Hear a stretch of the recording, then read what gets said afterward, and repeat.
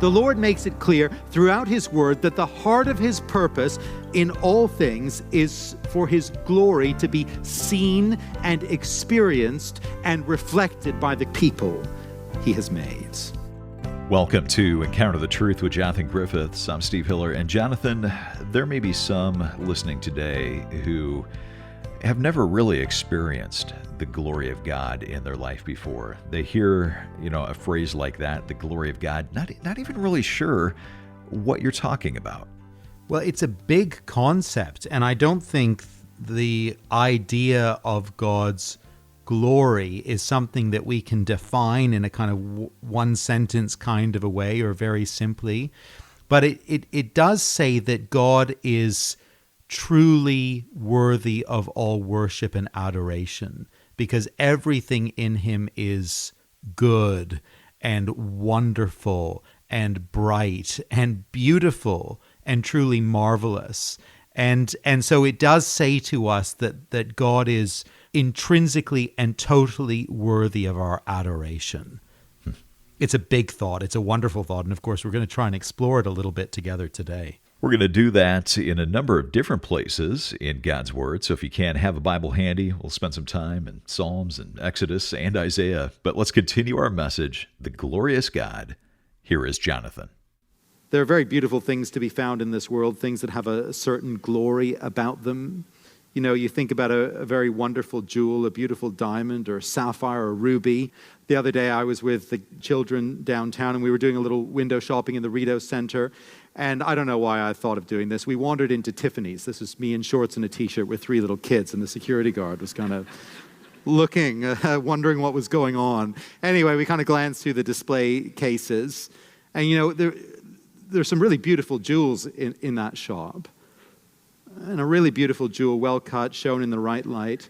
It can be a breathtaking thing.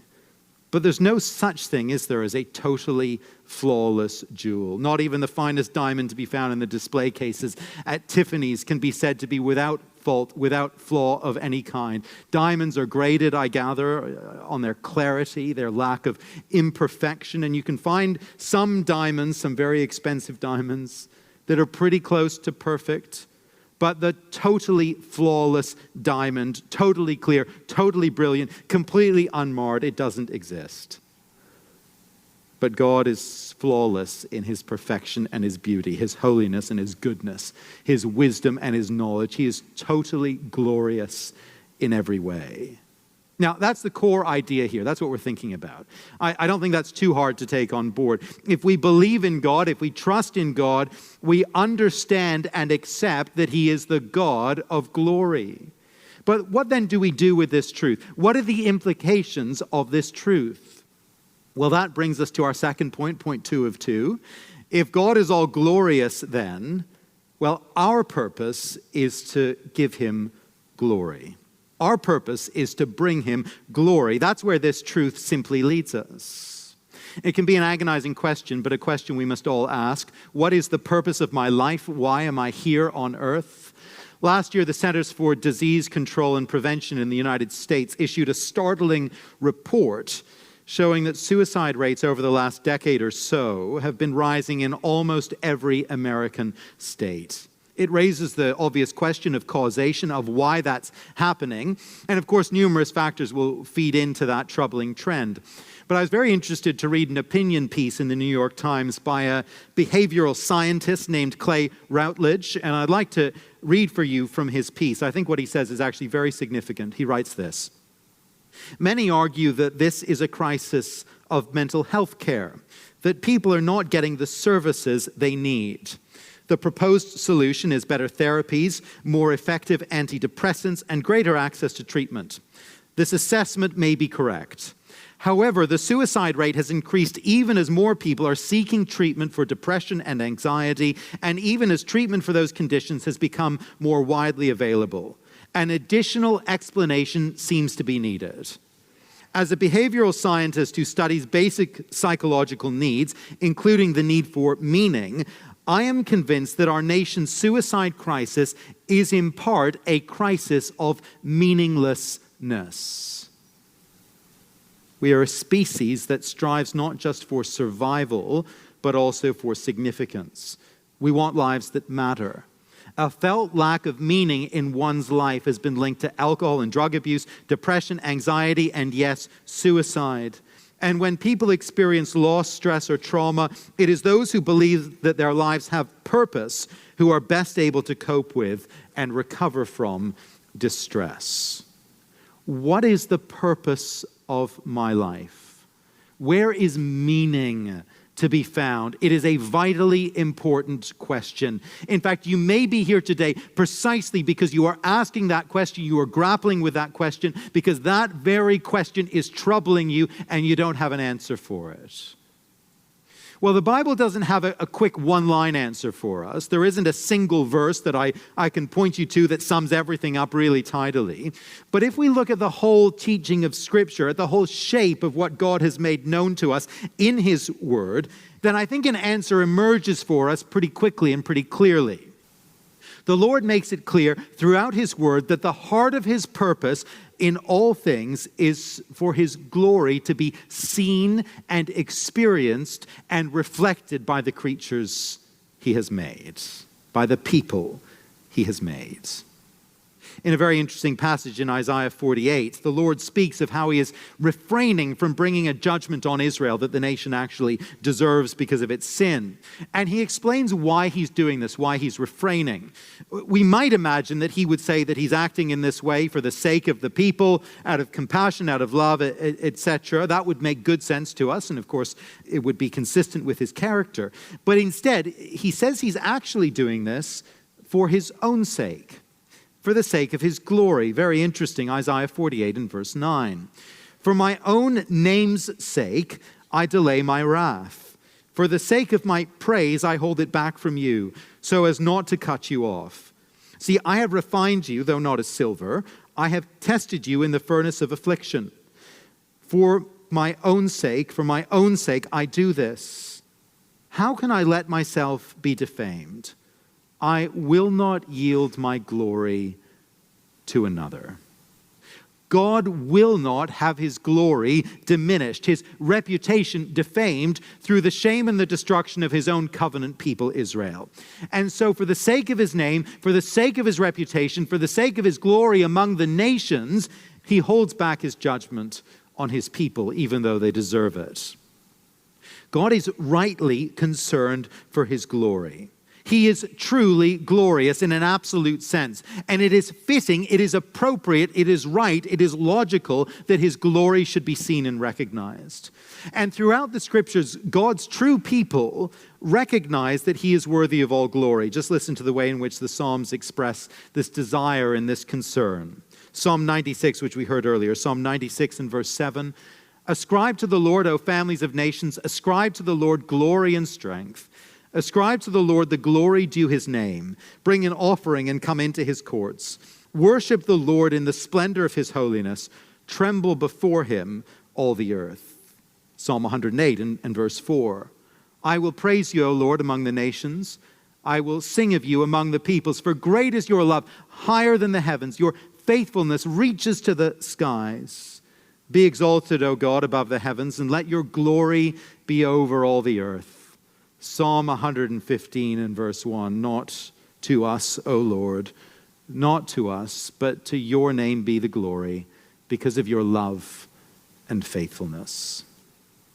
The Westminster Shorter Catechism, a very famous summary of the Christian faith, once summarized this truth especially well. Many here will know these words. The Catechism asks, what is the chief end of man, or to put it in modern terms, what is the core purpose of humanity? The chief end of man, says the Catechism, is to glorify God and enjoy Him forever. Our chief purpose here on earth is to return glory to the glorious God and to enjoy the God who is entirely glorious, entirely perfect, entirely wonderful in and of Himself. Now, I think that's a good and faithful summary of the Bible's teaching.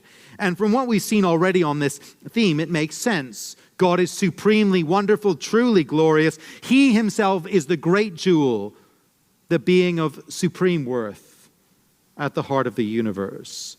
And it makes sense that everything should revolve around Him and His glory. The center block of Parliament is now officially closed for renovations, more or less indefinitely, as far as I can tell, but at least for the next decade or so. My greatest disappointment in that is that none of us will be able to see the parliamentary library for all that time. I think that's the most beautiful part of the building. If you know the history, you know that the library is the only part, really, that survived the Great Fire of 1916 and that truly dates back to the Victorian era. And if you've had an opportunity to visit that library, you'll remember what a very striking room it is. A great open rotunda with galleries spanning the circumference and with a towering statue of Queen Victoria rising in the center in the place of absolute preeminence. I gather that the base of Queen Victoria's statue goes right down to the foundation of the building, even as she rises to considerable height within the room. And the point of all that is that the Queen is at the center of everything in Victorian Canada. The institution of government, the Dominion itself, it's all grounded in her rule and exists for her good pleasure. The symbolism is powerful and inescapable. There is a sense in which the world, indeed the universe, is a great gallery built around the King of Glory himself. The great jewel of the glory of God is at the center, and everything is about him, centered on him, calculated to reflect his majesty and his splendor and his worth. You may remember how Psalm 19 begins. The heavens declare the glory of God. The skies proclaim the works of his hands. It's all for him, all for his glory. Now, that's a humbling thing for us to think about. It tells us that the universe is not actually all about us, despite what we might assume and feel. It's a humbling truth, but it's also a wholesome and a good truth. It's wholesome and good because at the most practical level, once we grasp this, it leads to a true experience of joy. Remember again what the Westminster divines said in their wisdom. The chief end of man is to glorify God and enjoy him forever. Glorifying God and finding joy in God, those two things go hand in hand. Ultimately, it is only as we find purpose and meaning in glorifying God, in the one who is truly glorious, that we find lasting joy. It was Augustine who said, "You have made us for yourself, O Lord, and our hearts are restless until they find their rest in you."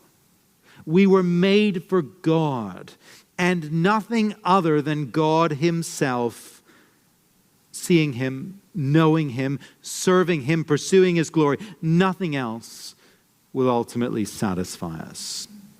Now, some might charge that God is somehow egotistical or unduly selfish to make a universe centered on his glory. But I think we only start to think that way when we fail to recognize that God himself is the only one who is truly glorious, the only one who can ever satisfy the longings of our soul, the only one who can bring true and lasting joy.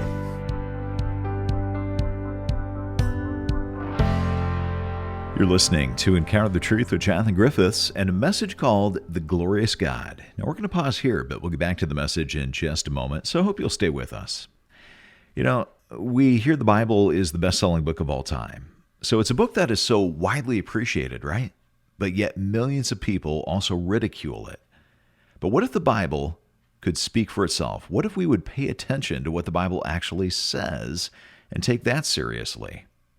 Well, in the book, Key Bible Concepts, authors David Gooding and John Lennox, they explore and clarify the central themes of the Christian gospel and provide succinct explanations for the basic vocabulary of Christian thought so we can understand the Bible's meaning and its significance for our lives today. We'd love to send you a copy of this book that Jonathan's picked out called Key Bible Concepts as our way of saying thank you for your financial support this month. Being listener-supported, we do depend on your generosity. You can find out more or give a gift online when you come to encounterthetruth.org or call us at 1-833-99-TRUTH. Again, the website is encounterthetruth.org and the phone number is 1-833-998-7884. Well, let's get back to the message. Once again, here is Jonathan. When I was younger, we used to sing a chorus at a Christian camp I was part of. Perhaps you know it. It's a simple little thing. But it was such a good truth to sing and to remember. All that I need is in Jesus. He satisfies. Joy He supplies. Life would be worthless without Him. All things in Jesus I find. If you and I don't see and recognize that the universe is built around God and for His glory, if we don't see that, if we don't get it, the alternative is that we will seek to find meaning elsewhere. And as we do that, well, we find ourselves at the very heart of what the Bible calls idolatry. We replace the worship of the true and living God with the worship of an alternative God or gods of our own choosing. And the results of that are disastrous. Pastor Tim Keller, in one of his books where he considers this theme of idolatry, he memorably quotes from a speech given by David Foster Wallace, an American writer and intellectual who later actually took his own life. I think it's a very poignant quote, not least because Wallace was evidently grappling deeply with these things himself as an unbeliever. It's also deeply perceptive. Just listen to what Wallace has to say. He says, everybody worships. The only choice we get is what to worship. And the compelling reason for maybe choosing some sort of God to worship is that pretty much anything else you worship will eat you alive. If you worship money and things, if they're where you tap real meaning in life, then you will never have enough, never feel you have enough. It's the truth. Worship your own body and beauty and sexual allure, and you will always feel ugly. And when time and age start showing, you will die a million deaths before your loved ones finally plant you. Worship power, and you will end up feeling weak and afraid, and you will need ever more power over others to numb you to your own fear. Worship your own intellect, being seen as smart. You will end up feeling stupid, a fraud, always on the verge of being found out. Look, the insidious thing about these forms of worship is not that they're evil or sinful, and I might disagree with Wallace there, but he says it is that they're unconscious. They are default settings. Well, there is a man who doesn't share a Christian faith with us, a man who later took his own life, but who saw the issues so clearly. The worship of anything other than the true and the living God, it is not only unsatisfying, it is destructive. And Wallace is hardly the only person to see the futility of these pursuits. Henry Patterson, who writes under the pen name Jack Higgins, you might have seen his books. He's one of the world's best-selling authors. He's written over 80 books that have sold a combined total of 150 million copies. In his field, judging by those numbers, he has clearly reached the top. Patterson was once asked if there was anything he wished someone had told his younger self, anything he would like to say to his younger self, and his answer was simply this: he wished that someone had told him that when you reach the top, there is nothing there. Alexander the Great was made king at age 20. He sought to increase his empire through war. He was undefeated in battle by age 30. He had created one of the greatest empires the world has ever seen. Legend has it that when he had conquered so much of the known world, he looked out at his great realm and wept, for there was not another world to conquer. Now, I don't know if the legend is true, but it's entirely believable. Nothing in this world can satisfy, not even if we had the world itself. You have made us for yourself, O Lord, and our hearts are restless until they find their rest in you. We are restless. We are empty. We are unfulfilled until our hearts find rest in God Himself, in the one whose glory is limitless and entirely satisfying for the human soul. I wonder if you know that God of glory today. I wonder if you have the meaning and the purpose and the fullness of joy that only He can give. I wonder if you've been out hunting glory here, there, and everywhere, seeking satisfaction and fullness and meaning in life, in the things of this world, perhaps enjoying a measure of success. Perhaps you've had a measure of success, but ultimately you're finding those things empty. You're finding them lacking. If you are, the invitation of the gospel, the call of Jesus Christ is to come to him to find true meaning, to find true purpose, and with those things to find wholeness and joy. Our worship of idols, the Bible tells us, it is a culpable thing before God. It makes us guilty in his sight because he deserves our worship as our creator. But Jesus died at Calvary to pay the penalty of our idolatry and all our wrongdoing. And he shows us the glory of the true and the living God. And he calls us to reorientate our lives around the glory of God, away from the glory of our rather pathetic little idols, idols which can never satisfy and will never bear the weight of our worship. Would you turn to him? Would you come to him even this morning? Some of us, most of us here, know and trust the Lord Jesus Christ. But as we think about these things, as we reflect upon them today, we realize that we have been living once again for those petty little idols. We've been wandering in our hearts and in our worship. We've been glory hunting elsewhere, even though we know better. And perhaps as we listen, perhaps as we consider these things, perhaps you realize today that there are some things that you do need to make right, some idolatries of which you need to repent. You need to be consumed once again with a zeal for the glory of God, with a delight and a satisfaction and a joy in who he is. As we come to a close here, let me just remind us each one of the future, the glorious future that God has in store for each one who believes. God is glorious, and he's made us to reflect his glory and to enjoy his glory. That's what awaits us if we belong to Jesus. Writing of the new Jerusalem to come, John says this in Revelation 21 and verse 22 at the close of the scriptures. I did not see a temple in the city, because the Lord Almighty and the Lamb are its temple. The city does not need the sun or the moon to shine on it, for the glory of God gives it light, and the Lamb is its lamp. The nations will walk by its light, and the kings of the earth will bring their splendor into it.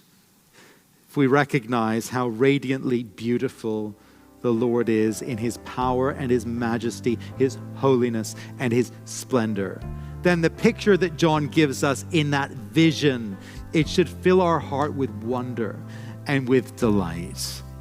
That we should live forever basking in the radiance of the glory of God himself. What a prospect for us who believe.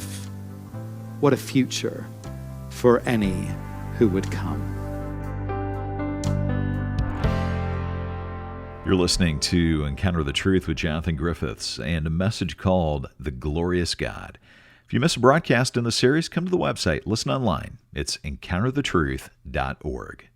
Well, Encounter the Truth is a listener-supported broadcast. We're able to be here on the station because of your generosity. And as you give a gift of any amount this month, we want to send you a book that you've picked out, Jonathan. It's called Key Bible Concepts. And why have you picked out this book? Well, this book is designed to help us grapple with some key vocabulary that we encounter when we study the Bible and we talk about the Christian faith. Words like sin, faith, holiness, justification, words that we'll use on the program here, but words that we may use but not fully understand. And you may find yourself as you listen to Bible teaching thinking, I really don't have a good understanding of some of this, Christian vocabulary, which seems to be pretty important. Well, this book is designed to give you a grounding in some key ideas, some key concepts, some key vocabulary that's foundational to the Christian faith. I think it's going to be a tremendous help for your own personal growth, your own personal study, and we'd love to get it into your hands. Well, we'd love to send you a copy for your gift of any amount this month. You can find out more or give online at encounterthetruth.org or call us at 833-99-TRUTH. That's 1-833-998-7884. And again, the website is encounterthetruth.org. For producer Mark Bretta and our Bible teacher Jonathan Griffiths, I'm Steve Hiller. Thanks for listening. and I hope you'll join us next time.